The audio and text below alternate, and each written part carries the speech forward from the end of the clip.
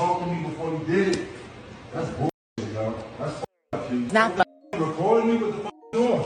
Okay, I know y'all seen the clips of this lady, Keisha Chavez, who was in porn that married the former #1 draft pick of the NBA and played for 16 years, Joe Smith. There's been a false narrative painted with this whole thing though. He didn't marry this woman at the height of his career. They didn't get married until 2018 when he was already out of the NBA and also recently divorced from his first wife who took majority of his money when they divorced. Then he met this lady who was not in the porn industry anymore and living in Germany pursuing a singing career. A lot of people are not adding these important details. They were transparent with each other and supposedly on a new path, but she secretly had an OnlyFans account for years. Then through her past that he accepted back in his face, saying that he knew who she was and it's her body, her choice, so she don't have to tell him anything. Just finding out about it. I'm not doing it with anybody but myself, so why should I have to tell you my choice, my body, my choice? Do you see how some women really try to manipulate so many situations and weaponize these phrases to completely pull the wool over people's eyes so they can just do what they want to do without repercussion or blame of being wrong?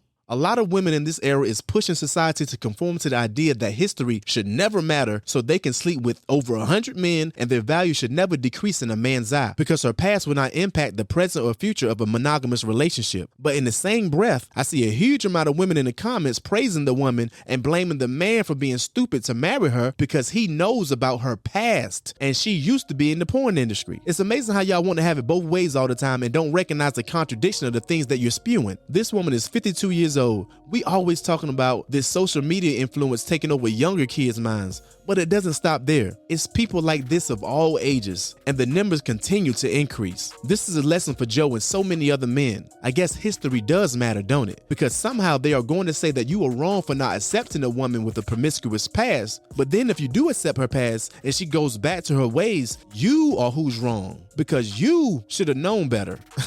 You can't win. I think this woman was wrong for not alone having her OnlyFans account and not having a conversation with her husband prior to moving forward with it, but also I think she's wrong for putting their financial situation out there to the world in attempts to justify her actions. Last time I checked, marriages are for better or for worse. I guess that goes out the window.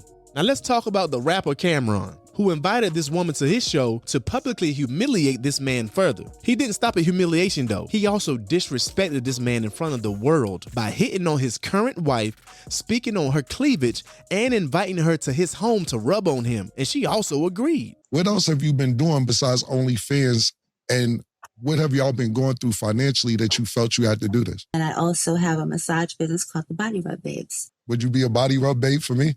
Oh, yeah, sure. I can't stop looking at your cleavage. Your cleavage is popping, babe. Now, right now I'm thinking about cleavage and the body rub babes. But I think this is super corny of Camron. He's 47 himself, almost 50, and making moves like a teenager for clout and clicks. But he has came at other people in the past for doing the same when they mention his name. This is another case of contradiction. Killer straight up, that was a lame move. And probably why you're 47 and still haven't had a woman who really rocks with you, only for your name and your money. If this woman can do these type of things to Joe, she has never respected him. She was only there for the money from the get-go, and that's why she's doing all of this when the money is not as fluent. But what do y'all think about this whole situation? About Joe, about Keisha, about Camron? Also, does unconditional love really exist for men? Or do women only truly love us under the conditions that we are providing something?